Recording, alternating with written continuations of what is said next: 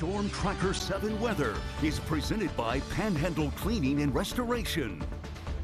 Well, good Saturday night, Ohio Valley. Hope everyone's having a great weekend. We had sunshine for our day today. It was absolutely beautiful. The humidity right around 30%. So not dealing with any of that, but moving forward, just take a look at your satellite and radar. Over to the west, we do have a low pressure. Notice the counterclockwise rotation. That's a low pressure developing. We will see that as we head through the later half of your Sunday. So don't worry about your morning. Get up there, get some sunshine, get some early coffee. I don't know what you want to do for your Sunday morning, but it's going to be rather beautiful. It's not until we head into the afternoon, evening that we notice that cloud coverage and some precipitation. Our winds, though, they switch from the southwest. They're anywhere 5 to 10 miles per hour. We have seen them gusting as high as 15, 20 miles per hour earlier today, but that's just a little bit of a preset or a foreshadowing, if you will, of that low pressure developing down to the southwest. We will notice the increase in cloud coverage and humidity heading through your day tomorrow. So for tonight, I don't recommend cracking that window for some fresh air. It's just going to be a little bit muggy. 80 degrees, that's where we maxed out for our day today. We stay breaking that average, all thanks to a change in the upper level winds. Haven't really seen that lately, and that's what continued to brought down the smoke thanks to those northerly winds. So a change in the winds, that's a good thing for us.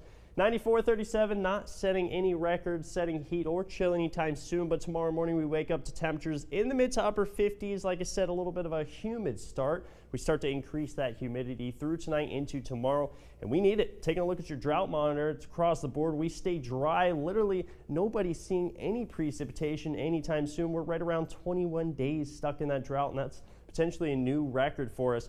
33% chance for above normal. This is looking longer term. We started out this June rather dry, and we're going to finish it with rain. That's what it looks like here as we move forward. Plenty of precipitation across the board. And here's the next 24 to 48 hours, how it plays out on Predictor. Notice the increase in cloud coverage from west to east as we head through tonight and closer to your lunchtime for your Sunday. We will notice an increase in more so of those lower clouds. So noticing the cirrus in the morning, and then by the time we head into 4 or 5 o'clock, we could see some embedded thunderstorms along this frontal line as it begins to push through, but more so that's your warm front. So I'm not expecting a whole lot of rain, right around a tenth, just a little bit of rain, but then more so of that widespread rain as we head through your Monday afternoon, evening, and then into your Monday morning. That's exactly what I expect to see. Precipitation across the board, widespread rain. We could see right around ½ an inch to almost of an inch in total for your Monday.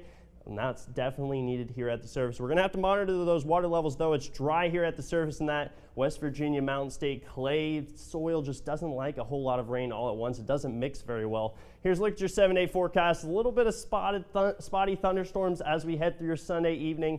That's all being said that we see that warm front really pick up in terms of temperatures. We're going to max out right around 84 degrees, but then after our Sunday, temperatures drop into the 70s. They start to build back up, battling with precipitation and cloud coverage, but then by the time we head into your weekend, sunshine's back across the board just in time for that baseball or football game.